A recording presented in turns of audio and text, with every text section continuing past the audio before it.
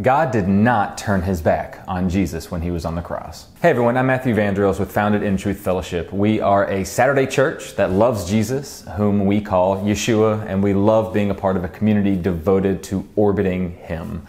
If you enjoy this content, please don't forget to like this video, subscribe to the channel, and don't forget to click that little bell to be notified whenever we post new content or go live every single week with our weekly church services.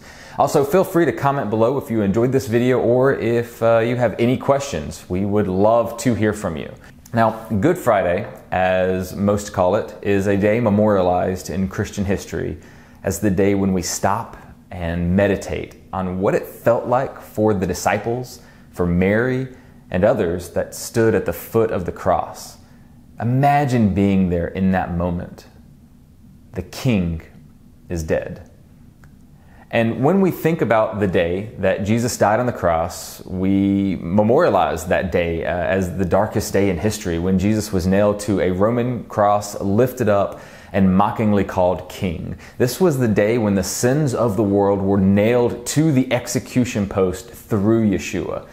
Attempts to make sense of the scene depicted in the gospel accounts have led to many assertions, though. One of them being that God actually turned his back on Jesus on the cross due to the nature of the scene. Now, this popular theory is founded in Matthew chapter 27. So let's just dive in and see what the scripture actually says. Matthew 27, verse 46. And about the ninth hour, Jesus cried with a loud voice, saying, Eli, Eli, lama sabachthani. That is to say, my God, why hast thou forsaken me? Now, this single verse has caused many to theorize that as the sins of the world culminated onto Jesus, that God could not help but to turn his face away from his son. Now, the theory is expounded to suggest that the Holy Trinity was broken for the first time in all of eternity in this moment. And that is the true weight of sin. And to be honest, it's a very poetic attempt to give the scene the emotional weight that it does indeed deserve. But the biggest disagreement with this theory of God turning his back on Jesus, however, is the Bible itself. Nowhere does the Bible seek to support this type of theory, that God somehow couldn't stomach seeing the sin of the world laid on Jesus. In fact, it's quite the opposite. God does not turn his back on Jesus, nor does he turn his back on you. When Jesus cried out the words claiming that God had forsaken him, he was actually quoting part of the Old Testament out of the book of Psalms. Psalm chapter 22, verse 1. My God, why have you forsaken me? Why are you so far from saving me, so far from my cries of anguish? Now, this psalm is one that portrays the author coming to a point in their life where he has lost hope. And he's writing this down in this poetic fashion in Psalm 22. He's feeling the darkness cave into his life, and he believes that God has abandoned them.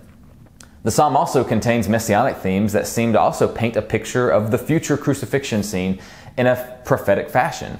The chapter continues with the author claiming that his enemies have pierced his hands and his feet in verse 14, and his bones are on display for all to see in verse 15. And that his enemies have divided his garments through the casting of lots, verse 16. Now, all of these elements are depicted in Matthew's crucifixion account, which is pretty neat.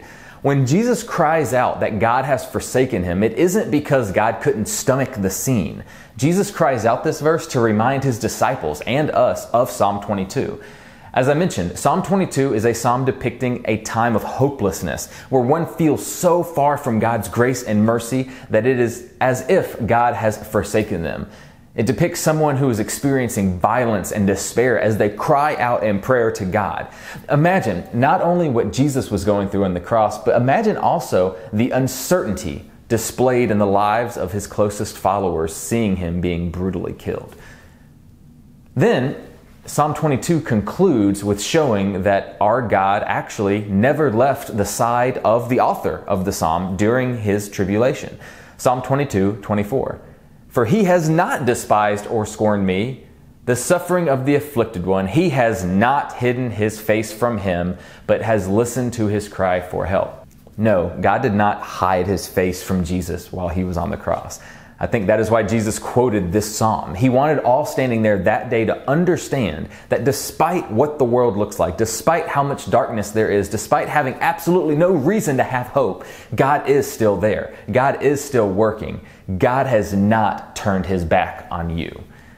On that day, Jesus was exalted up. A crown was placed on his head. A sign officially hung proclaiming him king above him.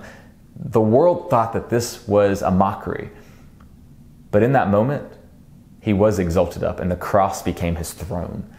This was how King Jesus was inaugurated, as a dead lamb standing in the center of the cosmos in the divine throne room, just as John saw in Revelation 5:6.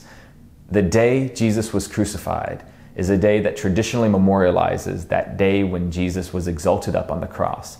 It should also remind us that even in the darkest moments conceivable, our God remains there. Our God has no resume of forsaking those he loves, and he loves you. So, in summary, Jesus quoted Psalm 22 while on the cross, not to declare that God had turned his back on him, but to remind us of Psalm 22 and how it concludes that despite how dark the world is around you right now, God is with you in the suffering. God has not and never will turn his back on you. Guys, if you enjoyed this message, go ahead, give us a like on the video. If you didn't, feel free to dislike. Please let us know what you thought in the comments below. We love questions and we certainly love your comments. And don't forget to subscribe and hit that little bell to be notified whenever we upload new videos or go live with our weekly live stream at our fellowship every Saturday at 11 a.m. Eastern Standard Time. For more information, you can check us out at foundedintruth.com or churchonsaturday.com. Shalom.